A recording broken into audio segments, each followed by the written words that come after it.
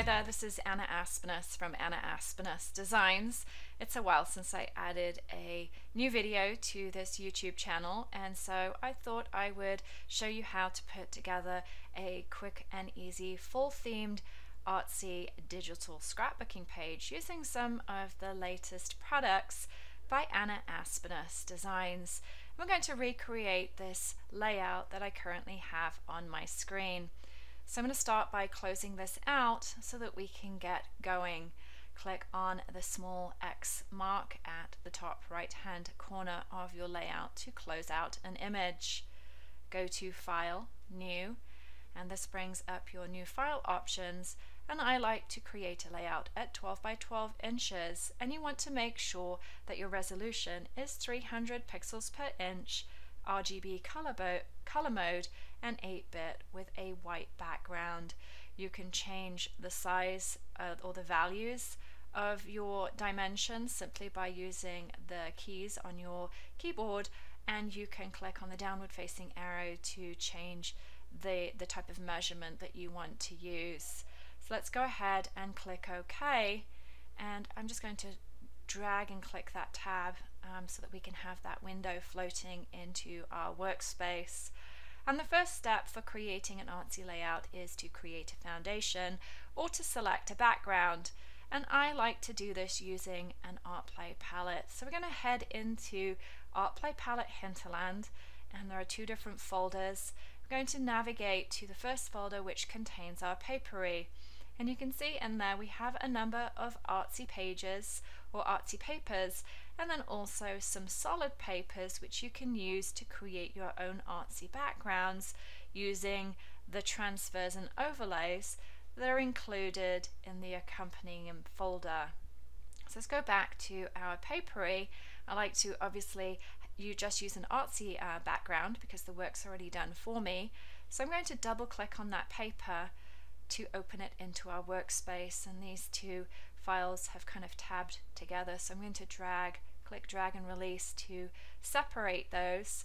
Select the move tool from the tools panel, click down, drag, and then release that left mouse button, and then move that paper into position so that the edges align with the edges of your new layout, and then you can go ahead and close out that file.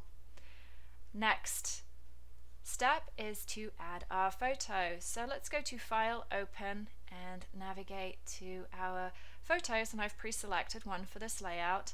I'm going to double click to open, and again use that move tool from the tools panel to drag the image onto our canvas.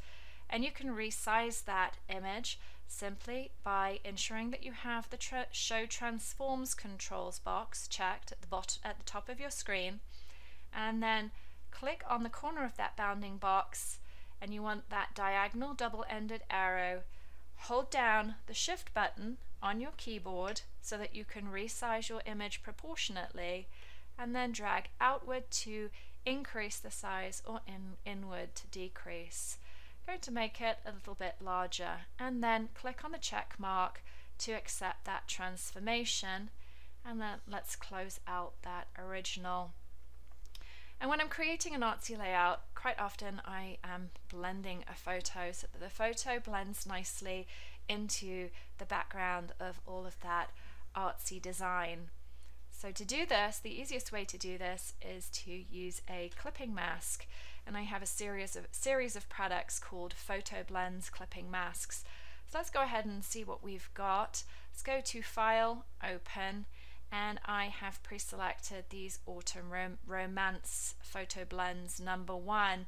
And just bear in mind here, we're working with a landscape photo, and you just want to be aware of the focal point of this particular photo. So this is ideally the area that we want to include, which is kind of a circle or could be a square.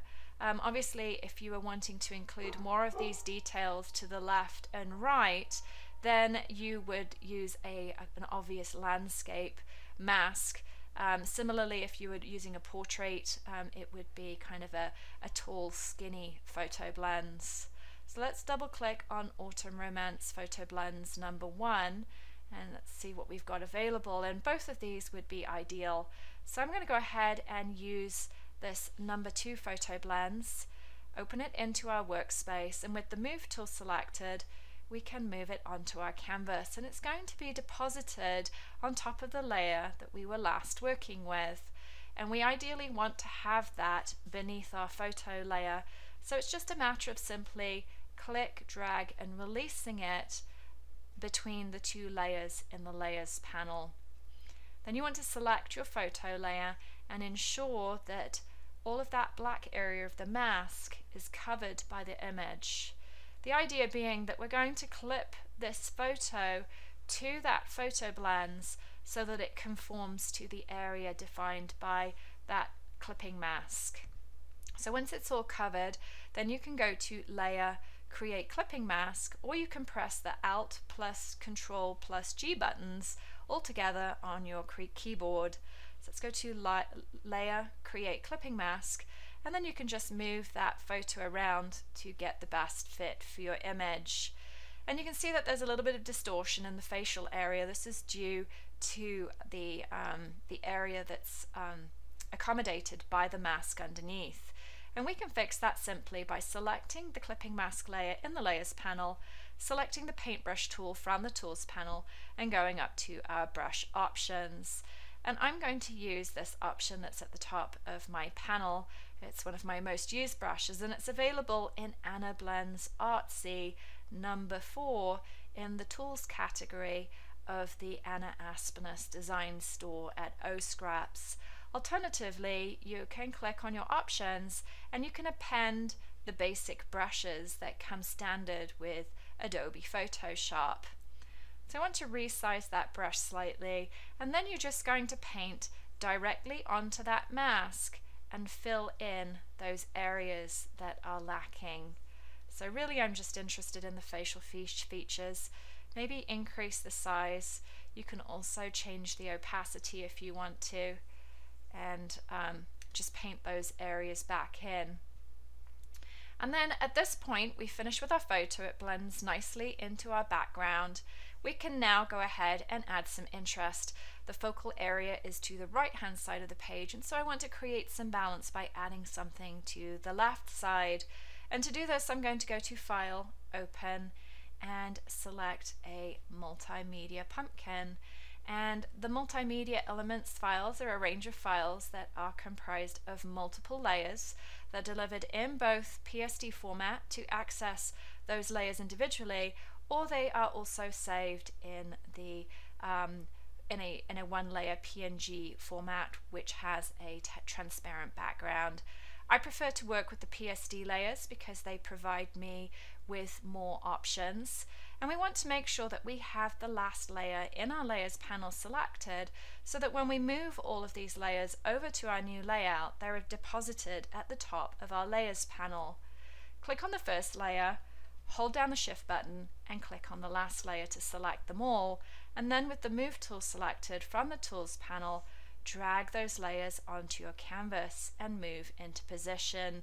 And then I like to actually, when I'm working with a group of layers that belong together, I like to put them into a group. So you can drag them down to that folder icon at the bottom of the layers panel and create yourself a group. And we're going to call this Pumpkin, just so that we know what they are. And you can turn off the visibility of that group, and you can also click on that right hand facing arrow to access all of the layers in that group. The group allows you to resize those layers together just like we did with the photo, and they also allow you to select any one of these layers individually. You can turn off the visibility, so you can maybe customize them in a certain way. So we could leave that layer off, for example. We can recolor any of the layers. So let's select the flower layer. I'm really liking this yellow that's coming out from behind the faces of the people in this layout. So let's go to Image, Adjustments, Hue and Saturation, and then we can just bring in a bit more yellow to that flower, and maybe even increase the saturation to make it a bit brighter, just to make that pop. And then we can also, if we want to, add a layer style to one of these layers. So let's select this wood transfer. It'd be really nice to have a bit more dimension on that particular layer. So let's go to Layer, layer style drop shadow, and now you can see how that drop shadow just makes it pop a little bit more. If you change the angle to 120 so that the light is coming in from the top left hand corner, then that will be more pronounced. And you can obviously turn off any of these layers or even move them as you prefer. When you're moving layers around, ensure that you have the auto select option unchecked. When you have this selected, anywhere that you click on your layout, it will automatically select that corresponding layer in the layers panel. So be mindful of whether you have that option checked or unchecked. And then once you have your your elements in place, that's the other thing you can do actually. You can go and add in other layers from other pumpkins. So you can mix these pumpkins together. So if I open this one, for example, and maybe import this stitching and drag it onto my page, see it dropped in, and then we can use that stitching, which works well with this particular pumpkin, and it adheres that flower to our element. And I'm going to select the group and maybe just resize this slightly, make it just a bit smaller so that we just have a bit of white space that runs through this between the photo and our element layer. And then let's move on to adding some words, and for this particular layout I'm going to use adventure. It seems quite fitting as my husband and I had taken a quick getaway to Las Vegas.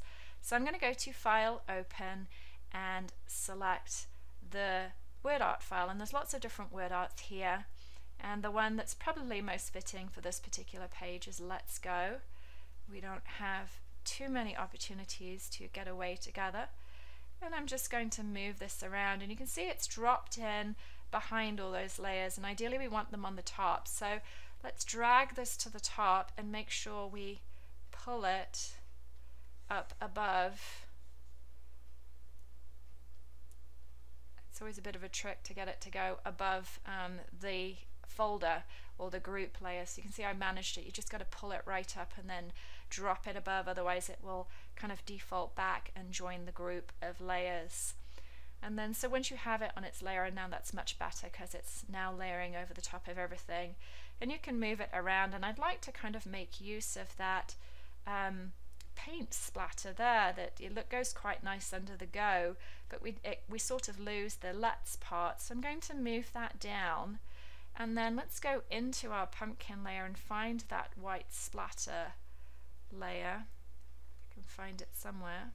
It's always a good idea to see if we can find it by switching off layers. There's the splatter, and then we can move that layer out and move it into position.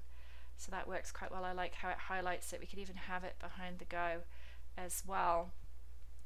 And then I'm going to add a few more layers of words to our page because that's quite simple. Let's go to File, Open, and maybe go with a word transfer, which is a blended dictionary definition, and you can move it around to find the best fit. You can reorder the layers, see if that makes a difference to where you want to place the various. You could put it in there, for example, or you could place it where I had it previously. I actually think I quite like it there, so let's leave it there for now, and then bring our cursor or select the last layer in the layers panel so that we are dropping in our layers at the top of the panel and not disturbing any of our clipping masks. And then let's go to File, Open, and this time maybe bring in one of these ScriptTease overlays. Drag that into our layout using the Move tool from the Tools panel. You can move this around. I like it on top. I like the way it blends, but the black is too strong.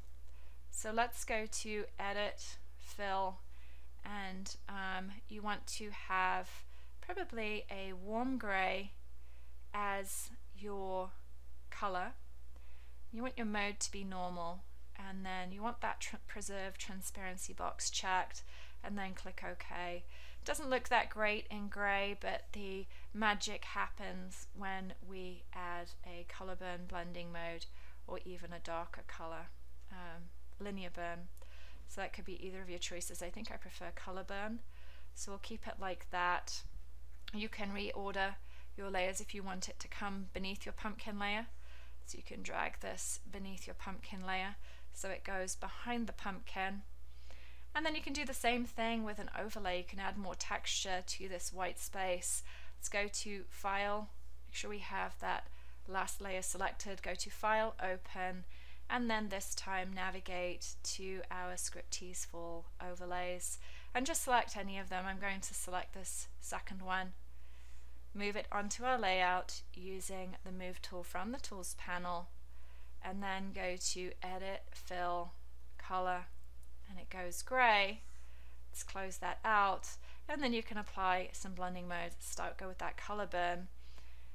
And at this point here, you can take that eraser. I'm going to select that brush that we were using previously and increase, maybe decrease the opacity down to about 60, 50, 60. And then you can go in and you can customize that. And we've actually got the paintbrush tool selected there. So let's do Edit, Undo, or press Ctrl Z on your keyboard and make sure that you have the eraser tool selected. And now we're going to try this again. And as you can see, we can customize that and just kind of erase away some of those areas that are not in the best interests of our page. And then that pretty much completes the page. A few simple steps to complete an Artsy layout. I would then move on here to add maybe Las Vegas and a date. So let's add Las Vegas. Move it in with our title, maybe use the red there so that it stands out, and then go in and add September 2016, just so that we know what date it happened, and then go ahead and save.